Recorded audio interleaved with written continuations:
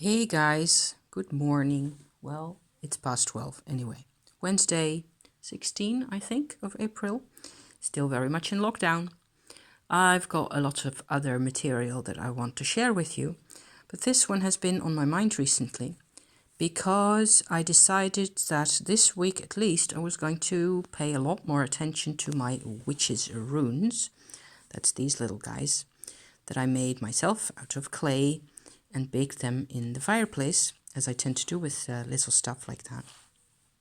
Now what I did and what I'd been thinking of before is I wanted to compare the symbols and meanings to the extent that they are actually known. Nobody really seems to know the origin of the witch's runes, right? To Lenormand. And because, of course, there are a lot of really obvious parallels, right? There's a moon in the witch's runes and in the Lenormand as similarly, okay? There's a scythe, a harvesting tool, a woman, a man, a star, and a ring, which looks like this or something like it in the witch's rune symbols. So these aren't runes.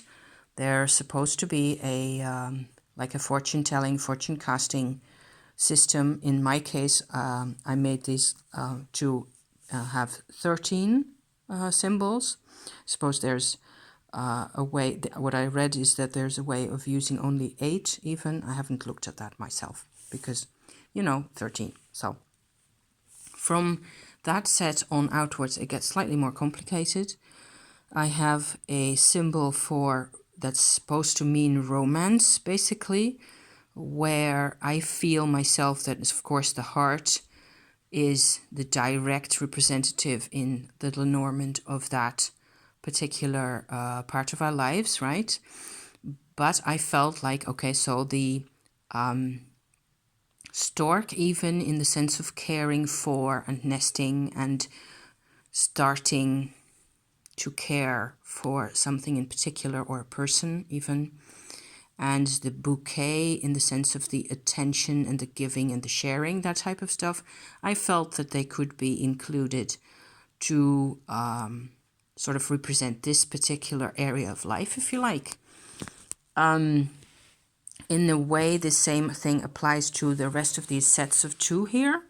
Most of them are actually sets of 2, where I felt like these Lenormand cards, for example, this one is a bit of a stretch. Obviously, the eye, and the other one was the harvest one, this one here. Those were the ones I needed the most time to figure out at least how it feels like to me. It's just a personal exercise. Everything I do on my channel is supposed to be, to inspire you to have a look at this for yourself. And maybe you come out with something completely different. That's quite possible. So I'm not saying this is the way things are, not at all. So in the case of this one here, the eye, I connected finally to the key here as meaning, and I'm using the Enchanted, what is it? Yes, the Enchanted Lenormand. This is the book that goes with those cards, and very practical. At the end of the book, almost the end, is a list of simply the symbols and the numbers of the cards with a few, catchwords like that. And if I go to the key, which is number 33, right here at the end, it says solutions, revelation, and breakthroughs, and significant things, right? That's what it says right there at number 33.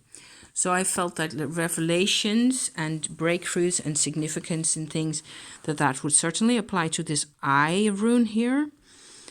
In the end, that's sort of what I decided. In this case, the sun rune and the sun card, that's really obvious. They're both lucky, of course. The clover card is also lucky, so I would tend to sort of group that in with the sun rather than with any other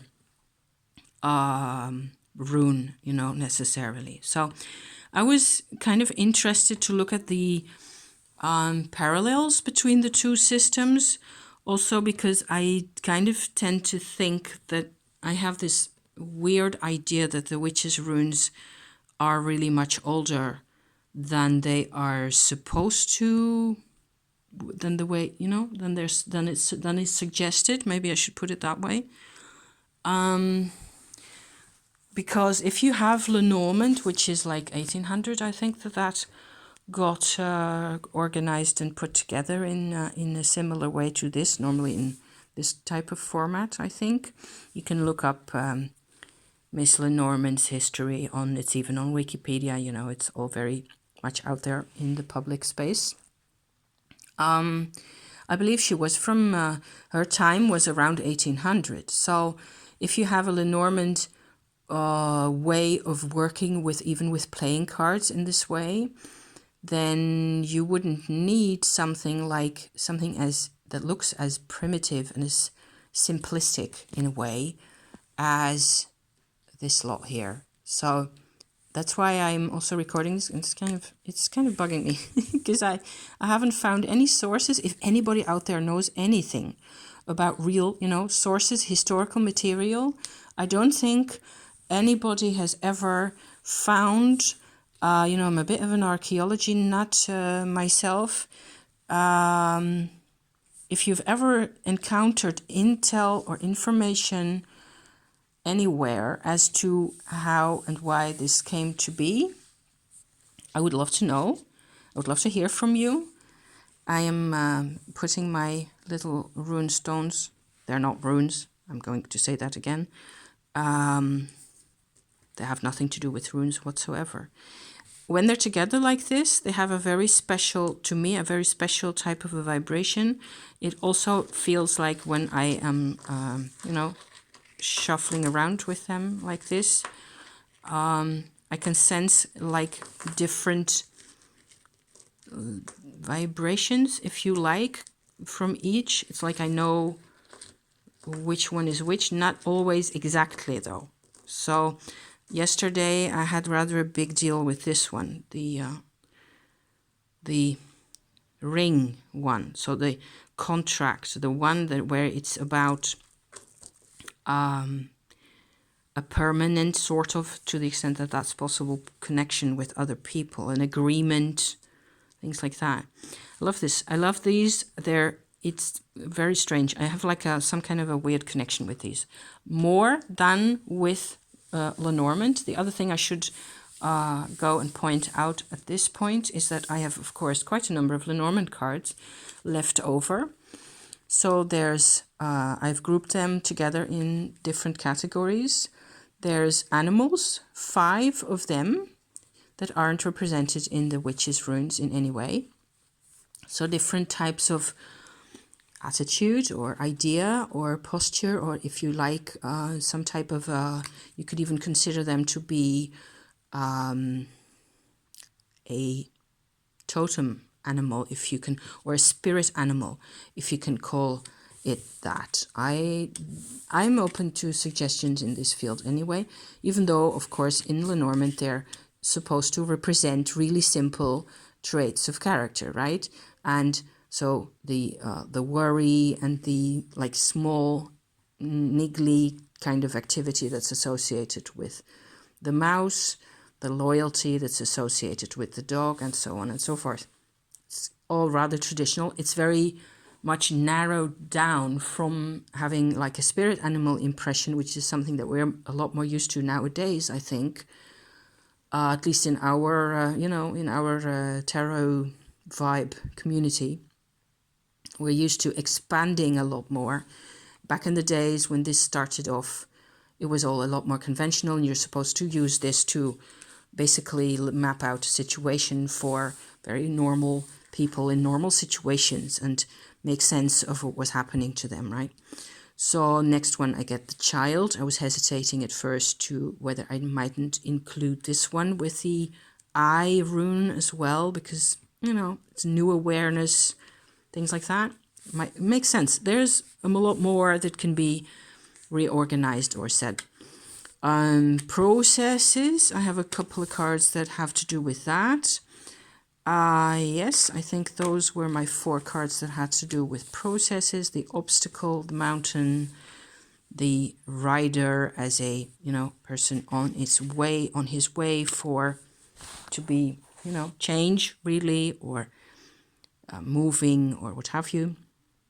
Clouds, obscuring the vision, and the broom that, sweeps away the unclear things, or that has to just, change things in a fairly mild-mannered way, I suppose. And then I have a couple more cards. These were 15 cards in all that I didn't include in the Witch's Rune parallel set, like though. So I have 5 more here that are that I sort of feel like they represent surroundings or circumstances that are fairly, fairly stable at one point or another. So a conclusion that I was drawing from this lot of cards, going back to the Witch's Runes, then there aren't any towers or houses in the Witch's Runes. It feels to me like this is the most simple, the smallest also, oracular set, if you like, where the world, which is something I've said before, the world or your life as you cast is represented by the minimum number of separate little symbols or items, right? And so there are no houses in here. There are no real processes, other than you might group the processes under this one, the wave, with which I fixed with the ship. I think I added, I put that rune with the ship and the fish, but the fish represents money as well in the Lenormand. So there isn't really a money card, symbol in this set here, other than, of course, the harvest, which is your wealth, basically. So it looks so, this set of symbols, if you come back from the relative complexity, if you like, of Lenormand back to this set of symbols, it looks so much more like a very basic kind of society where this comes from. I have never heard of gypsies, gitans, traveling people, using anything like this. The only thing I've heard very distantly, and I'm not even sure or confident that, sorry about that, that is really something that happens a lot, is that traveling people use tarot sometimes when they feel the need. So there's that. Of course, circumstances for traveling people have changed immensely during the 20th century anyway, so in many ways. And I'm not even referring to Holocaust and difficulties like that. I'm just saying that it's not the same when you were part of that community in, say, the 16th century or so. So based on the level of simplicity and the fact that the Witch's Runes are actually fascinating and interesting to many people, they're attractive somehow. So here's my 2 cents worth on that. I hope you like my runes. I hope this may inspire you to make your own. At some point, I'll stick a link in the description of a page that I found really helpful, where a person shows also how she made her own. They're different from mine. And also it has the exact meanings that can be used for the runes, right? So as they are. Okay, so thank you for watching this. I will probably upload this later in this week because I have other things on my mind at the moment. But since I had this all spread out on my table and it's going to be lunchtime soon, I wanted to record this for you guys. So make sure that it was going to happen.